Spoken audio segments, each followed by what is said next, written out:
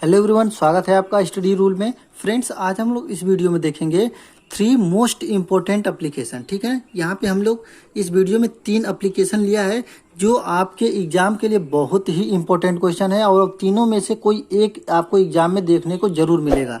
आपकी जो board exam 2024 का होने वाला है, इन तीनों एप्लीकेशन में से एक आपको जरूर देखने को मिलेगा। तो आप लोग इस वीडियो को ध्यान से देखिएगा और पूरा देखिएगा। आप लोगों को एकदम ट्रिक के माध्यम से आपको बताएंगे कि एप्लीकेशन कैसे लिखा जाता है। ठीक है ना, ये आपके 10th और 12th दोनों के लिए क्या है, बहुत ही इम्पोर्टेंट है। ठीक है, तो आप लोग इस वीडियो को ध्यान से देखिएगा। पहला हमने एप्लीकेशन लिया है, जो देखिए पहला एप्लीकेशन क्या है, ये आपका जो है 4 नंबर का एप्लीकेशन आता है। ठीक है ना, तो आप लोग इस वीडियो को क्या करिएगा, ध्यान से देखिएगा। पहला एप्लीकेशन है आपका कि write an application to the principal of your college to grant you leave for 3 days. ठीक है ना, यहाँ पे कह रहा है कि आप एक एप्लीकेशन लिखिए जो अपने प्रिंसिपल के लिए, अपने कॉलेज के प्रिंसिपल के लिए लीव फॉर 3 डेज, मतलब 3 दिन की छुट्टी के लिए, as you have to attend the marriage of your cousin sister. मतलब आपकी जो चचेरी बहन है, आपके शादी पड़ा है उनका, तो उसके लिए आपको 3 दिन की छुट्टी चाहिए, उसी के लिए आपको एप्लीकेशन लिखना है। ठीक है ना, ये भी एप्लीकेशन क्या है, मोस्ट इंपॉर्टेंट है। बहुत बार आपके एग्जामों में पूछा गया है ये वाला एप्लीकेशन। ठीक है ना, ये भी बहुत बार एप्लीकेशन पूछा गया है। अब देखेंगे दूसरा एप्लीकेशन कौन सा बहुत इंपॉर्टेंट है। ठीक है ना, ये भी आप लोग बहुत इसको अच्छे से तैयार कर लीजिएगा। 3 एप्लीकेशन हम आपको बता रहे हैं, आपको अच्छे से तैयार करना है। ठीक है ना, देखिए दूसरा एप्लीकेशन है आपका, दूसरा एप्लीकेशन देखेंगे। देखिए दूसरा एप्लीकेशन क्या है आपका कि write an application to the principal of your college requesting him to grant you full fee concession. मतलब आपका क्या है कि आपको प्रिंसिपल के लिए जो एप्लीकेशन लिखना है वो क्या है आपका कि पूरी फीस माफ़ी के लिए, मतलब पूरी फीस माफ़ करने के लिए आपको एप्लीकेशन लिखने के लिए यहाँ पे बोला जा रहा है। तो आप लोग भी क्या करेंगे, इसको बहुत ही इंपॉर्टेंट क्वेश्चन है ये वाला भी एप्लीकेशन क्या है, इंपॉर्टेंट है, बहुत ही इंपॉर्टेंट है। ठीक है ना, और तीसरा हमने कौन सा लिया है, तीसरा आप देख लीजिए। तीसरा हमने जो लिया है आपका, देखिए write an application to the principal of your college requesting him to grant you 4 days leave for look after your sick mother. मतलब आपकी माता बीमार हैं, उसके लिए उनका देखभाल करने के लिए, मान लीजिए घर पे कोई नहीं है, यदि आप ही बस केवल हैं, तो उसके लिए आपको प्रिंसिपल के लिए छुट्टी देना है। मतलब प्रिंसिपल को छुट्टी लिखना है, कितने दिन के लिए, 4 दिन के लिए। तो यहाँ पे हमने 3 लिया है। जो पहले वाला है वो भी मोस्ट इम्पोर्टेंट है, दूसरा वाला भी इम्पोर्टेंट है, तीसरे वाला भी इम्पोर्टेंट है। तो तीनों ये जितने भी एप्लीकेशन हमने इसमें आपको बताया बहुत ही इम्पोर्टेंट है।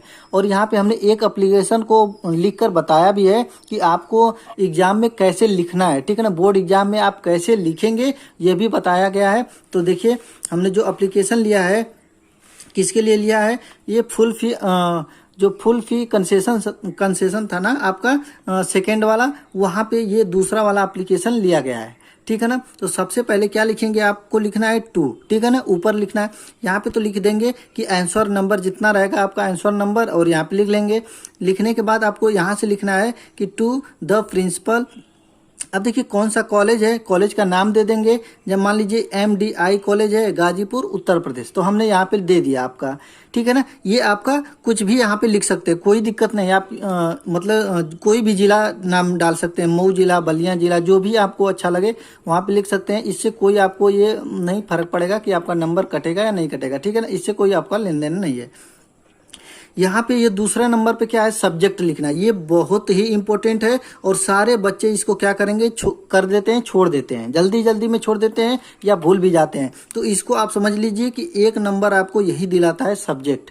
ठीक है ना, तो सब्जेक्ट में डालेंगे जो भी आप जिसके बारे में लिखना है वही आपको सब्जेक्ट, मतलब विषय किसके लिए आप क्या कर रहे हैं, मतलब application for full fee concession यहाँ पे है, तो हमने मतलब फुल फी कंसेशन के लिए लिखा है, तो यहाँ पे आपको लिखना पड़ेगा।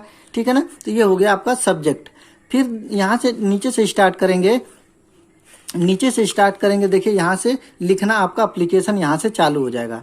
ठीक है ना, क्या चालू हो रहा है आपका कि सबसे पहले लिखेंगे सर। ठीक है ना, सर यहाँ पे लिखेंगे। यहाँ पे मान लीजिए मैडम है, सर या मैडम कुछ भी, तो कोई यहाँ पे मतलब आपको ऐसा नहीं है कि नंबर कटेगा कि सर लिखिए या मैडम। ठीक है ना, कोई भी आप लिख सकते हैं यहाँ पे। इतना लिखने के बाद आपको क्या करना है, यहाँ पे देखिए एक लाइन बहुत ही इंपॉर्टेंट है जो आपको लगभग हर एक एप्लीकेशन में आपको यही लिखना रहता है। क्या?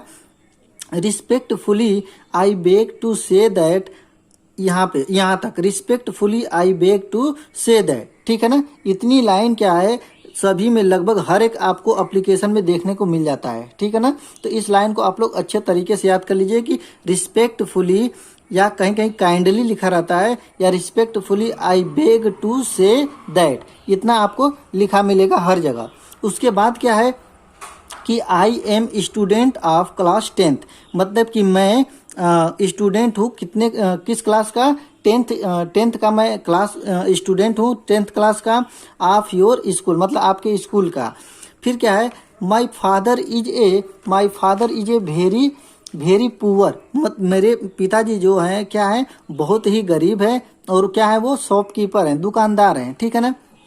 सो मतलब इसलिए ही कैन नॉट पे माई कॉलेज फी, मतलब इसलिए वह क्या है नहीं दे सकते हैं, मतलब असक्षम है देने में, ठीक है। ये नहीं है कि नहीं दे सकते लेकिन देने में क्या है असक्षम है, ठीक है। क्यों? मान लीजिए किसी का परिवार भी बड़ा हो, कई बच्चे हों और मतलब शॉपकीपर दुकानदार मतलब छोटा है तो वो चीज़ें हर चीज़ नहीं कर पाते हैं। इसके वजह से यहाँ पे दिया गया है आपको इनके लिए एप्लीकेशन लिखने के लिए कि ही कैन नॉट पे माई कॉलेज फीस। बस इतना हो गया आपका।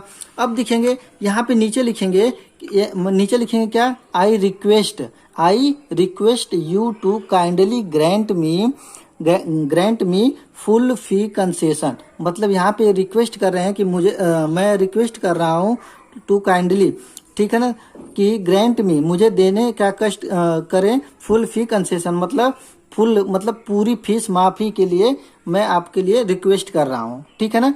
इतना हो गया। देख लीजिए यहाँ पे सब्जेक्ट हमने ब्लैक कलर से लिखा है ना, ब्लैक पेन से, तो आपको भी ब्लैक पेन से लिखना है यहाँ पे, ध्यान दीजिएगा, ठीक है ना। और सारे क्या है ब्लू पेन से।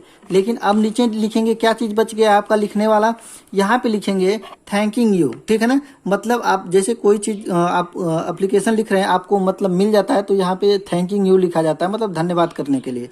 फिर क्या है डेट लिखेंगे। अब मान लीजिए आपका एग्जाम 2024 में होने वाला है, मार्च में है, तो डेट भी कोई भी लिख सकते हैं, कोई इससे कोई फर्क नहीं पड़ेगा आपके नंबर से, ठीक है ना। तो अब यहाँ पे डेट लिख दिया मैंने 5/3/2024। मान लीजिए मार्च में आपका एग्जाम होगा 5 तारीख को, तो यहाँ पे हमने लिख दिया है, ठीक है ना, डेट लिख दिया। यहाँ वाला भी चीज़ आपका बहुत ही इंपॉर्टेंट है, लिखने वाला चीज़, ये आपको नहीं भूलना है। क्या नहीं भूलना है? योर ओबेडिएंटली, ठीक है ना, मतलब आपका आज्ञाकारी, नहीं लिखते हिंदी में आपका आज्ञाकारी शिष्य।